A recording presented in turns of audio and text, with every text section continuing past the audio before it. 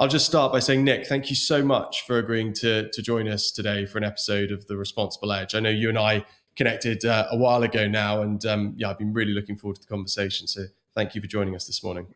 Me too. Thank you for asking me, Charlie. Top man. So Nick, I think the first place to start, and again, I knowing your background and career as we spoke before, it's going to be difficult to do justice to it in just a 20-minute segment. But start wherever you like, from whatever stage you'd like. But I'd really like to give our listeners a real flavour of you and your background, and specifically the role that ethical, responsible, and sustainable principles have played in you deciding to do what you do. Yes, all right. I'll tell the story in the context of that theme. There are perhaps three stages in the development of my career that are worth drawing attention to understand how I reached the position that I'm now in.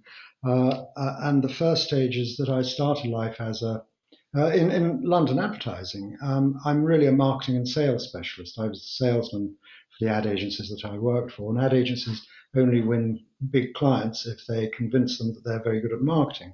So I had to be good at selling the services of the agencies and good at understanding the marketing of big consumer mass market brands, both of which are my core skills.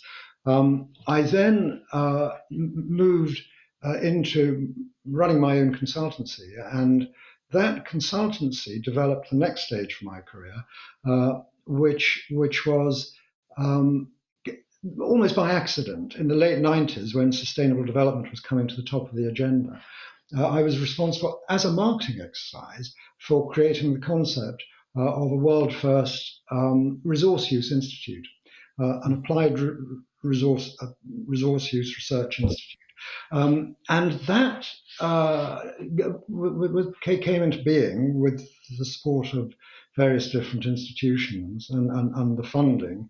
And it kind of limped along for a few years until the mid-noughties, when climate change really broke the surface with Al Gore and his Inconvenient Truth and the Stern Report. And then this resource use institute caught fire, and it really grew from nothing to it was. It didn't get big. At its height, it was employing 15 people, but it took me over, and I became full-time employed and ran it. And that, in turn, from the technology, the applied research into resource use innovations, led me to create Green Angel Syndicate in 2013, 11 years ago, as being the first, the only angel investment syndicate in the UK specialising in green investments. And that then changed later on in the teens to the only angel investment syndicate in the UK specialising in the fight against climate change. So that trajectory then led me to where I am now, which is president of Green Angel Ventures. That has grown. It's now got over 300 members in the syndicate. It's launched its own EIS climate change fund. It has won Angel Syndicate of the Year accolade in the UK. It's got over 50 million invested in over 50 different companies in its portfolio. So that's been a real success and is growing and growing. Although actually I am now of an age where I'm stepping back from the executive responsibility, and as of the end of this year, my attention is going to move on to related things, but I'll no longer be working full time for Green Angel Ventures. Now, underlying all of that transition from mainstream marketing and sales work in mainstream consumer brands, mainstream business-to-business brands. At one stage, my biggest client was actually Shell UK Exploration and Production, ironically, given my position on fossil fuels now. When I created the Resource Use Institute, it was in response to a marketing brief which was asking me to make sense of sustainable development. And the point I made to my client was that sustainable development does not itself make sense. In the 90s, nobody understood what it meant. It was a phrase created by a Norwegian, a wonderful woman called Brundtland, who was Norway's first female prime minister and was a European commissioner, and was a brilliant woman, but English was not her first language. And consequently, the basis on which she created sustainable development was explained in a manner which mangled the English language. Mm-hmm. And the point I made was that no one, in 1995, if you'd asked the man or woman in the street what sustainable development meant, they would gaze at you blankly. It defeats the purpose of language, which is to communicate with one another a shared understanding of the world we live in and the problems we face. And by means of that shared understanding of the reality, you can start talking about solving the problems. If the language you use does not actually reflect the reality that you're facing, the solutions you arrive at will never answer the reality of the problems. And that indeed was what happened in the 90s. Sustainable development got absolutely nowhere. What I said was that the problem here is resource use. And everybody can understand that. The resources we need to live, air, water, food, energy, we're getting them wrong. And as our world population grows, the problems that creates get worse and worse.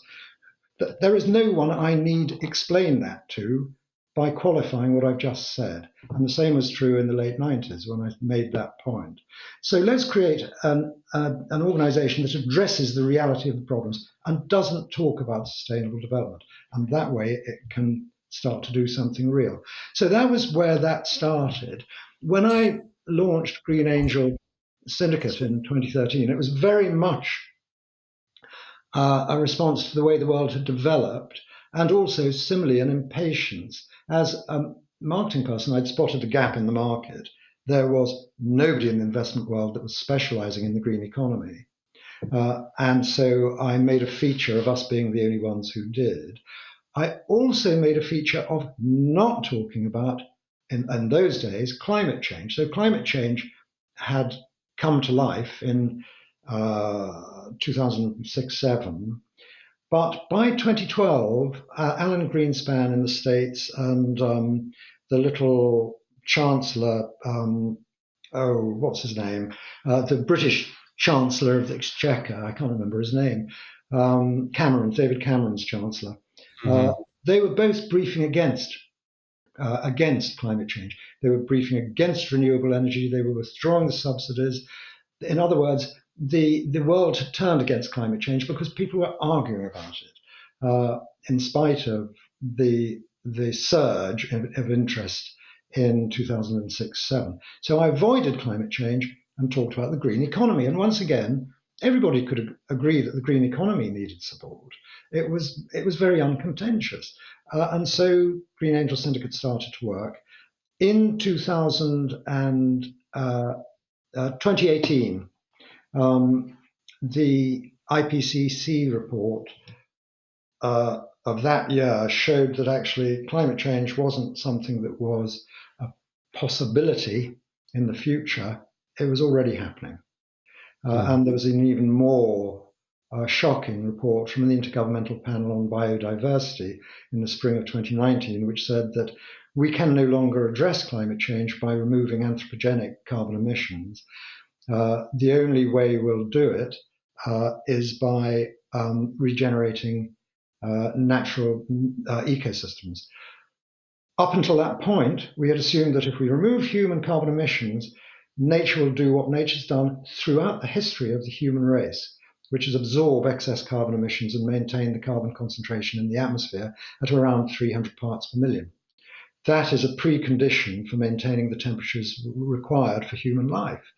We've now reached 420 parts per million for the first time in the history of the human race, and we can see the globe is warming.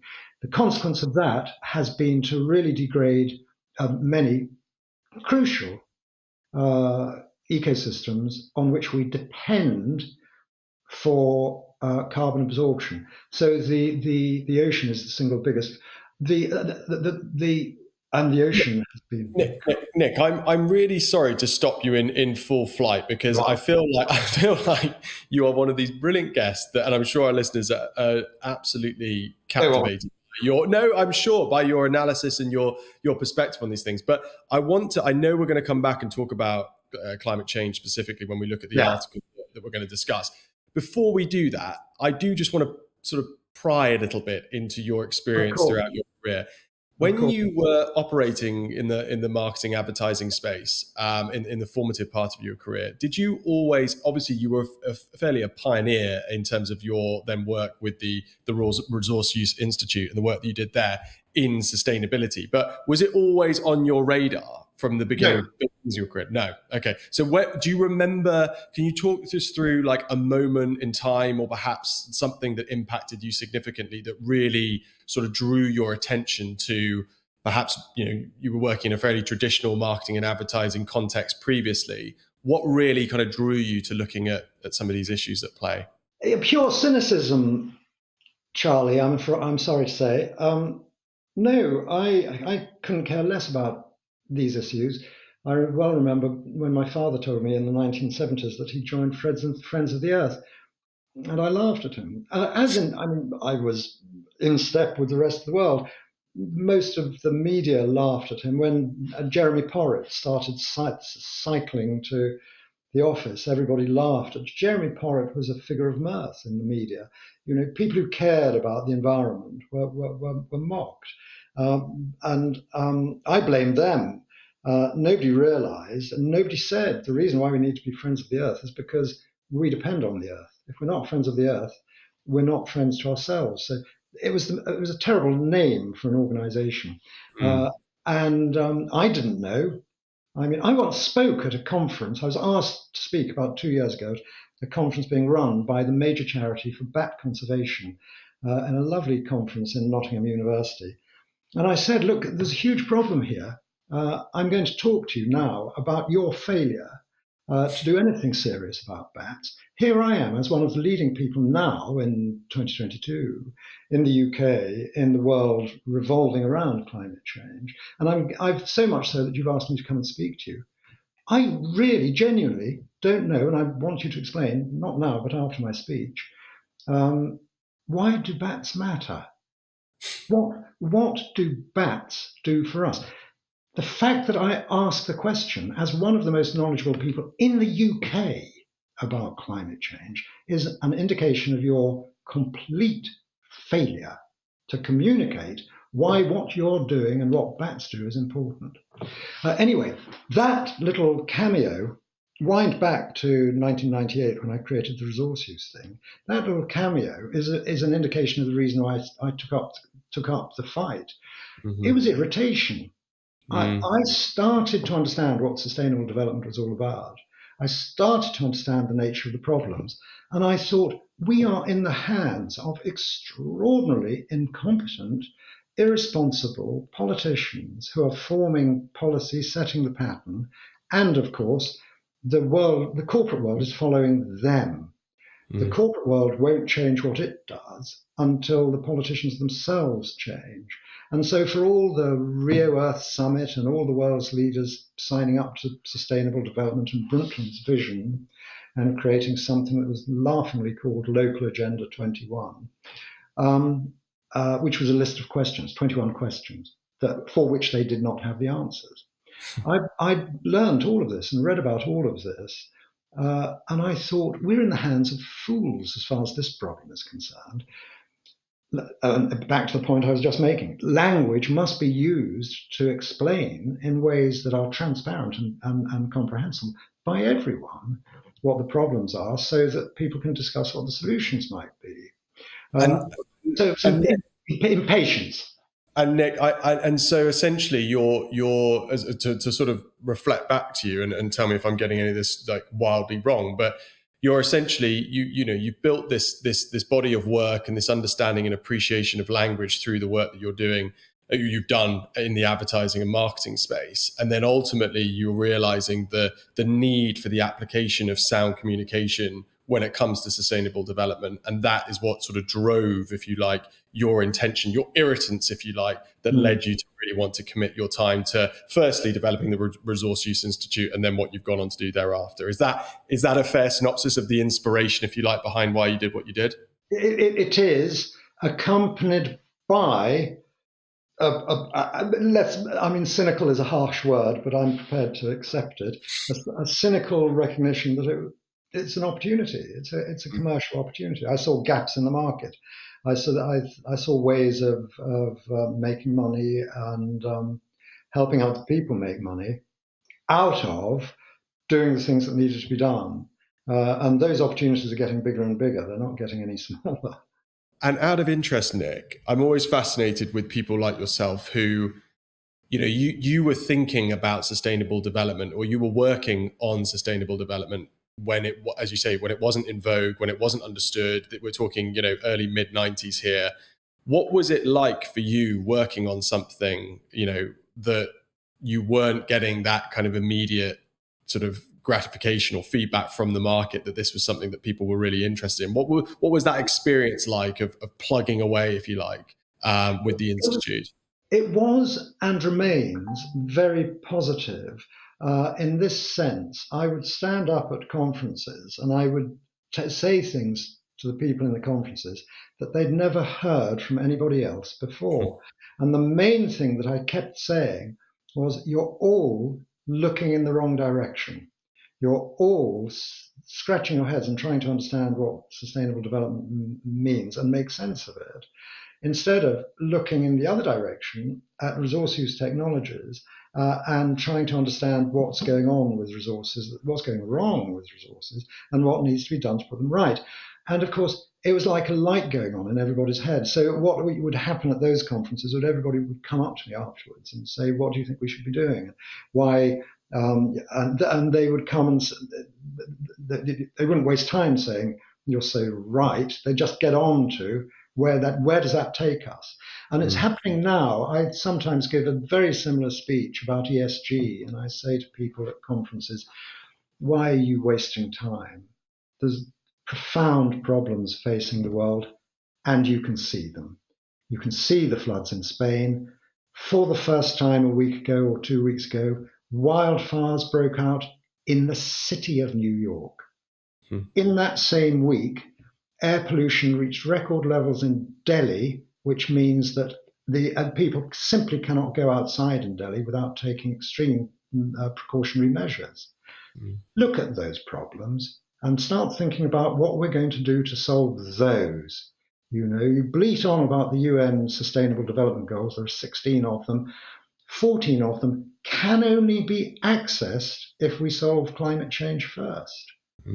Why waste time? Again, you're looking in the wrong direction. Don't waste my time with ESG. Talk about something we all understand and can see: climate change. The globe is warming, and the consequences are there for us all to see. That's what we've got to do something about, and we've got to do it now. And I get the same reaction now. People look and think, it's like I'm giving them permission to stop wasting their time on nonsense. And just for absolute clarity, Nick, when you talk about ESG and you talk about the focus, just describe to us what in your mind is the nonsense associated with the focus on ESG from a corporate perspective.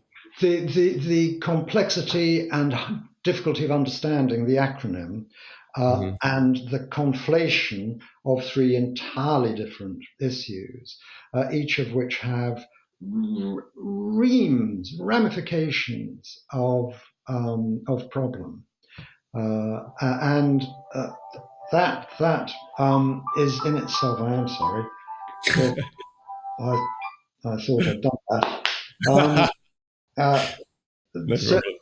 So the ramifications of each of those headings are enormous. What we need is a simple framework, and what we've got is a simple framework. It's carbon emissions. We can't don't talk about the environment in a way that makes you feel that you're discussing solutions to it, because you're not. The problem with the environment is what I said at the beginning. Ecosystem regeneration is now something that is required hugely. The whole biodiversity discussion is irrelevant. Biodiversity is a consequence of ecosystem regeneration. The loss of biodiversity is a consequence of ecosystem degeneration. Mm. So let's talk about that. If we can agree and describe the reality of the problem that is doing all of the damage, first of all, then we can start to talk about solutions. But if you put on the table a heading that says the environment, you're going to get nowhere. And nowhere is precisely where people are getting under the heading of ESG. And it ultimately comes back, Nick, to the common theme of this sort of first introduction to you, which is the role of communication, the role of language, and the requirement for us to simplify things, essentially, and call a spade a spade. As expected, we've rattled through 20 minutes already talking about you, Nick, and I feel like we've only scratched the surface. I do want to ask you one last question. You mentioned that you're heading off to sort of focus into other areas, moving into next year. When it's all said and done, and you are looking back on your career at the end of it, what do you want to be able to say about what you did? I don't know. That you're asking. I think us Brits struggle with that one because we're brought up to say don't boast, and so my natural, culturally preconditioned response is to say, oh no, I'm just an everyday ordinary chap who's just tried his best. What would I like? I would like to maybe be recognized as somebody who pioneered new forms of engagement with climate change and championed the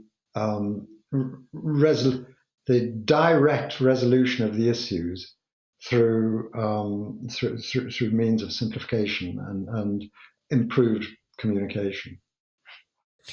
Well, here, I think that it's pretty evident that that's already been a kind of a core part of what you've done so far, and I guess our listeners will be eager to follow what you do next into the beginning part of next year. Nick, can we move on from here though, and can I possibly ask you to provide a bit of a summary for our guests of the article that we shared with you? It was Stuart Braun, I think, in DW, November 23. Just to provide a bit of an overview, and then perhaps just pick out whatever the most interesting points were for you in that piece. Yes. The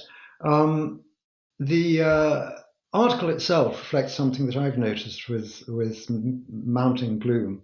In the run up to COP26 in Glasgow and the pandemic, the fallout from the pandemic, climate change was universally acknowledged as being a really big problem and one that the world needed to engage with. And I felt that fight was won. There was no need to go back and prove to Donald Trump that kind of climate change was happening. In fact, we've discovered quite the reverse. And in the last 2 years, there's been a development of a trend to back towards climate change denial. Once again, led by not led by Donald Trump, but he's back there in the thick of things. The article that you're talking about really started to expose the length and the depth of all of this, and draw attention to the corporate interests that were involved, and the way the media is picking it up to a substantial degree. And it's almost as if the article goes through chapter and verse of how and where that's happening and gives quotes and examples. But it is almost as if we're back to 10 years ago when everybody was arguing about climate change. It was perfectly legitimate to be a climate change denier 10 years ago, which is 2014. So maybe a little bit longer. Donald Trump was elected in 2016 when, in fact, most of the political world and the media world viewed his climate change denial as being eccentric, out of step, including most of America. Here we are in 2024 when he's been re-elected, and actually that's not the case. So in many ways it's worse. It's worse than it was in 2016, probably worse than it was in 2014. So you'd probably need to go back longer than that to a time when climate change denial was so respectable and was not considered to be so unscientific. This article I would recommend to everyone that they have a look at it, because it's important to understand your enemy, and that's that really. There's something that I didn't mention that comes from my background that I use a lot in the work that I do at an operational level. I suppose I have exemplified in the work that I myself have done in creating the businesses that I've created. And that's, if you can't sell it, you can't succeed. You really have to have a selling message. And what makes that point so sinister in the context of what's happening amongst the climate change deniers is they have a selling message. They really do. And their selling message is, look, climate change is a means for really cynical, corrupt people to make millions, if not billions, if not trillions, out of an ignorant public in the name of climate change and climate change sector-related industries. Whereas, in fact, what we need to do is redirect those billions or trillions towards maintaining the economies that we all require to keep us prosperous and keep us alive.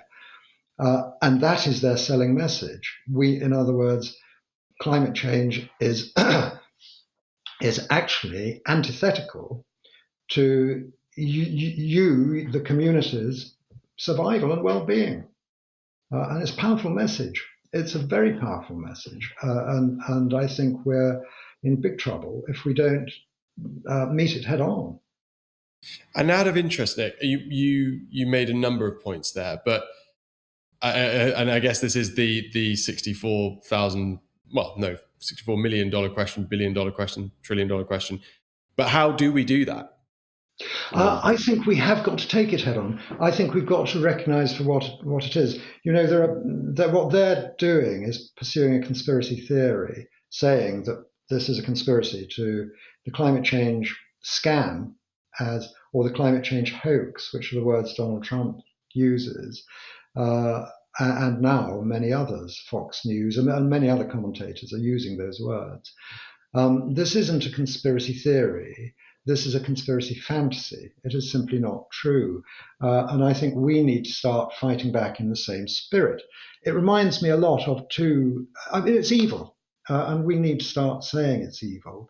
The things it reminds me most of are in the 1970s, 1980s, the tobacco lobby spent a lot of money on issuing reports that showed how there was no link between cigarettes and lung cancer. They were lying. They took their conspiracy fantasy to a point where they actually appeared to substantiate it with fact. But those weren't facts. They were fictions. The most evil one in history, possibly, that everyone will know and understand, is the way in the 1920s the political commentators who really disliked what was happening in Russia developed and noted a link and created the concept of a Judeo-Bolshevik international conspiracy to take over the world. Now, they were picking up on the rhetoric of actually going back to Karl Marx, but the rhetoric of Lenin and Trotsky, and the fact that Lenin and Trotsky were both Jews. Stalin wasn't, but Lenin and Trotsky were.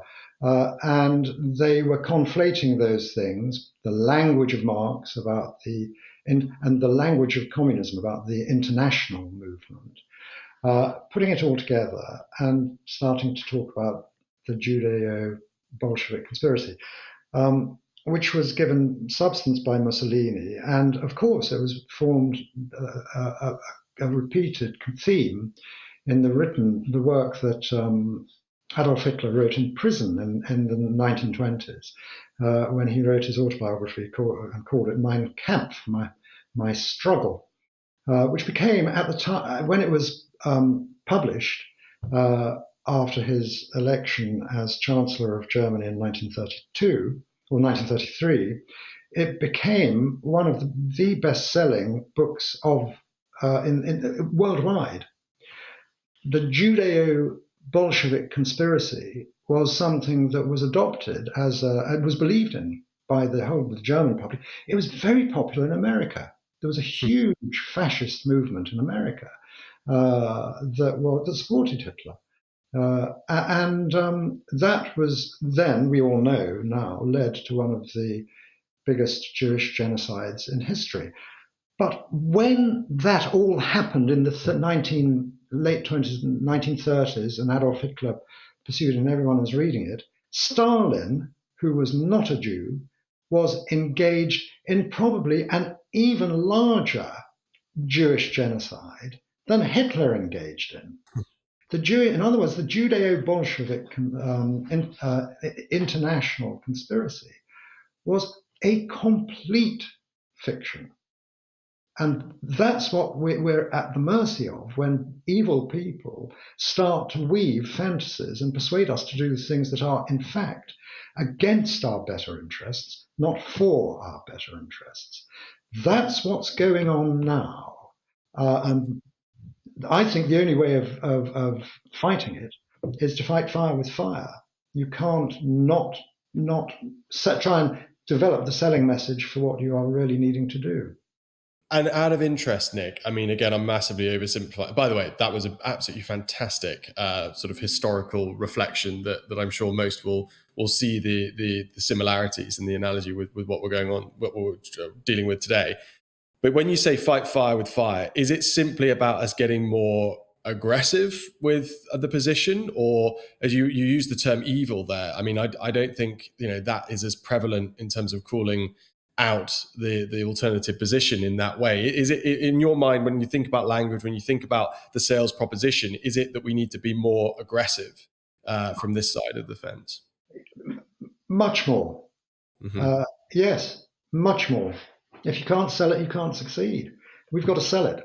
And we've got to find a way of selling it that is better. That selling is a competitive exercise. Well, particularly selling in the mass market consumer economies is a very competitive exercise. Mm-hmm. You're always trying to sell more than your competitors. This is as well. You're having to package your message in a way that makes it more eye-catching and more appealing than the people you're trying to beat. And once again, we come back to my criticism of our use of language. You're never going to do that with ESG, ever. It needs leaders as well, Charlie. I mean, this is perhaps one of the saddest things about the whole movement over the last 30 or 40 years, when we've failed so badly to do what the world needs. It's a failure of leadership, I'm afraid.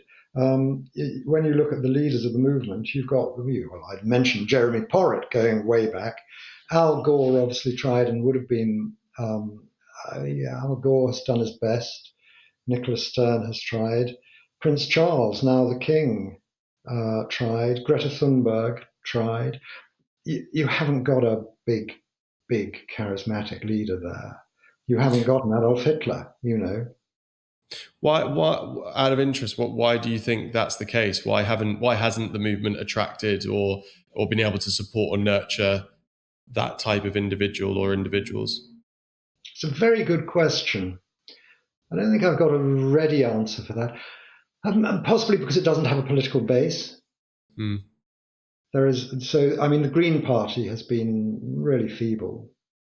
And I would criticize the Green Party as well. They throughout their history have campaigned on soft issues. They've campaigned on the environment, again, like the bat charity, without explaining why the environment is important. Just because it's nice, let's try and keep the environment because we all love it. They've got some such cuddly animals. Nobody said save nature because only nature can save you. But that's the line. Save nature because only nature can save you. Oh, And Nick. it, Sorry, I was going to ask. I was going to push you at some points to provide the actual sales pitch, if you like, as you've alluded to before, and I think you've just absolutely nailed it. So we'll definitely be lifting that into the article. Great. I want to ask you, based upon what you've just described in terms of the need for more aggressive positioning, from the when we look at and simplicity around the issues, and then aggressive positioning in terms of how we communicate about the problems. What's your take on activist groups like Just Stop Oil? Like, what do you make of Greenpeace, etc., and the impact that they're having, relative or not? they are useful and important, or rather, what what we need above all else in terms of the political leadership is the ability for the political leadership to put in place the regulation that enforces the things we need.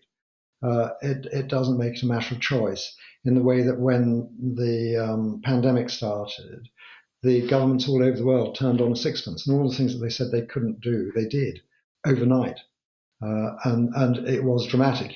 What's that woman, the female? I'm so bad at names. Theresa May's chancellor kept on going on about there being no money tree. There's no money tree, she kept saying in a rather sanctimonious way. Well, there is a money tree, and the pandemic proved it. Of course, there's a money tree. What a stupid thing to say. So governments have to be able to do that. Have to do it. And in wartime, that's what they do. They introduce measures that the public hate, but they accept them. Rationing. In the Second World War and the First World War, rationing was introduced, and people just went along with it. It was imposed; they had no choice. But so that policy change needs lobby groups, and the lobby groups need to be going in. And the activists are those lobby groups. They've been extraordinarily unsuccessful. I mean, the regulation, and I think partly they're undone by their rather shrill and doom-laden and extreme activities. You never get anywhere by shouting. You've got to persuade. Again, if you can't sell it, you can't succeed. Selling is persuasion. And you only persuade if you talk in a measured way that allows people to understand and identify their interests as aligning with what you're talking about. Identify the possible benefits of what you're talking about for them. And persuasion is all about talking about other people. So talking about you. So I stand a chance of persuading you to change your wonderful red wind cheater. That's an old-fashioned term, Charlie. You might not be familiar with that. Your fashionable red wind cheater for a blue wind cheater, which coincidentally happens to be sold by the company for which I'm working. And so here's a lovely blue wind cheater. I only stand a chance of persuading you to wear it if I talk about you. The thing is, you're colouring. You're a very, very handsome man, and blue will really set off the colour of your hair and the colour of your eyes. Red, I just think about red before you put that one on again. It's nice, Charlie. I'm not knocking it, but the blue one, I'll send you the blue one, and you'll see it, and you can have a look at it and try it on and realise I'm right. Whereas then I stand a chance. Whereas if I say the thing about this blue wind cheater is twin ply, and it's actually created using fabrics which are right at the cutting edge of wind-resistant fabrics, and I can see your red wind cheater is very nice, but I can tell from this picture that it doesn't have the qualities that this lovely blue wind cheater. So I'm making it competitive in both senses, but the second one I'm talking about my product. Mm. I'm not talking about you. And what you have to do is when you're going to persuade somebody to do something, you've got to talk about you. Mm. And therefore the need for effective storytelling that essentially pinpoints the individual at the center of their own story that is influenced and impacted by climate change. That's the crux of how we go. But equally, not to give it the soft touch, to give it the very It's got to be real and credible, but it mustn't be doom laden. So saying you're all doomed is a mistake, and that's what a lot of the activists are doing. So mm, the Extinction Rebellion was, I think, a real mistake. They were obviously very well-meaning, but they were they really could not have been better calculated to irritate people. And you don't, if you're irritating them, you're not going to persuade them of anything.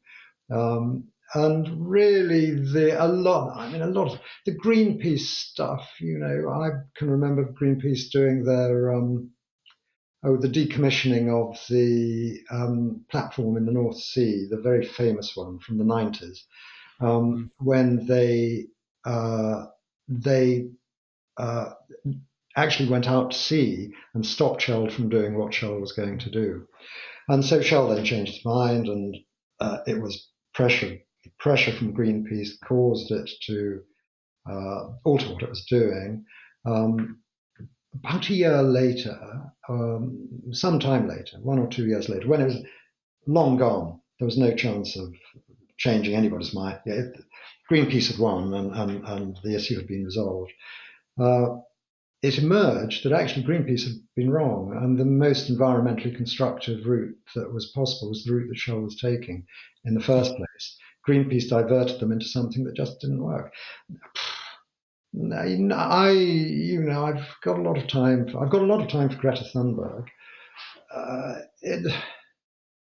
got a lot of time for David Attenborough. I mean, David Attenborough is one of the best activists there is, but sadly, we haven't listened to him either.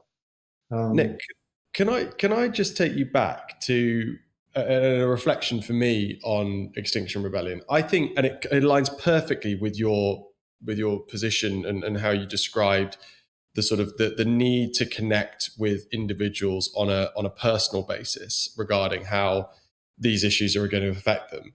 I think for me, one of the things that struck me about the Extinction Rebellion work was there was always these stories coming out, especially when they were disrupting travel, for example, about the child taking their parent to a medical appointment of some description.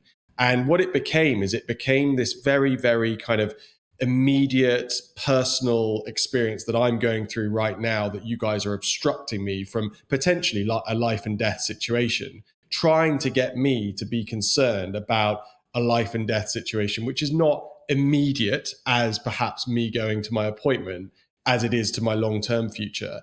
Is that the crux of why something like Extinction Rebellion got the bad credit, the bad sort of coverage that it did, is because it wasn't sympathetic to the individual's immediate day-to-day experience, and therefore how it was turned and seen in that light? Is that part of the problem for something I, like Extinction? I think that is the extreme end of the spectrum. Yes, and you can't help but sympathise with the poor woman with the child. But at the other end of the spectrum, it starts with just the simple messaging of extinction. No one wants to be told. In the old days, we used to talk about reading your newspaper over your morning coffee. When in the days when we used to read newspapers over a breakfast table, lots has changed. But no one wants that experience to be to be bellowed at about the fact that the whole world is facing extinction. It it's not terribly enjoyable. It's not, and it's such an extreme message. Here I am sitting in my lovely study with my library of books, and there you are sitting in front of your window with the shutters drawn, beautifully painted, nicely lit. Both of us have had our morning shower and put on some particularly nice clothes, in my case, very well suited to my collar. I've taken notes, Nick. I've taken notes. in your well, we won't talk about you. And you can see that both of us are comfortable, well fed. You and I are going to see out the day in comfort. We're going to see out the week in comfort. We're going to see out the month in comfort, the year. It feels to us like we're going to see out the decade in comfort. Mm. So that's 5 years away. I'd be hard put to say, I'm in the middle of the wilds of Scotland. The threat of global warming here is much, much, much less than it is in the south of England. In fact, if anything, it's going to make where I am rather nicer. We've just heard, this is hot news, Charlie, we're expecting our first grandchild. You may congratulate me. Congratulations, Nick. Fantastic. So we're expecting our first grandchild, who will be born in the summer of next year. The summer of 2025. That child will be 75 at the end of the century. What will he or she be facing? Now, I'm much less certain about that. Much less certain. But all the same, being told that we're facing extinction doesn't really. I haven't got a useful way of processing that. And if I haven't got a useful way of processing that with all of the knowledge that I've got, who has? No, I think so. At the early stage of the spectrum, the extinction rebellion is nonsense. Here, and I think you can see. I think you've painted a fairly clear sort of picture and sort of analysis, if you like, of the whole agenda, if you like, and how communication and language needs to be looked at and rethought. Nick, we've rattled through 47 minutes of show. Can you believe it? I want to finish with the magic wand question. I imagine where we're going to be heading with this in light of our conversation up to this point, but I'm fascinated to hear nonetheless what you'll do with it.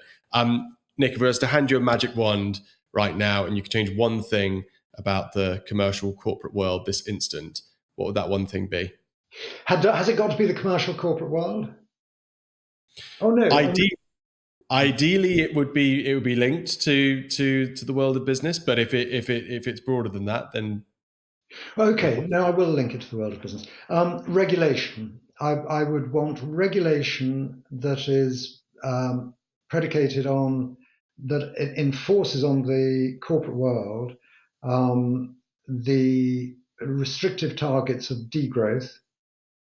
We need a thrift economy, not a growth economy. Make less, consume less. Enforced regulations, as part of that, this is just one magic wand. Part of that package of regulations is enforcing carbon emission removal. So they simply cannot emit more carbon. And part and parcel of that would be to stop and reverse all of the ecosystem degenerating activities they're engaged in, the foresting in the Amazon rainforest, the terrible the removal of the treatment of the floodplains, removal of land out of the floodplains in a way that just makes those ecosystems completely destroyed, that enforces their water management and their fisheries management, so in other words, that the corporate world had imposed on it a series of environmental regulations as well that prevented it from acting in the way that it does currently act, and enforced actions that positively reversed the ecosystem degeneration and started to encourage ecosystem regeneration.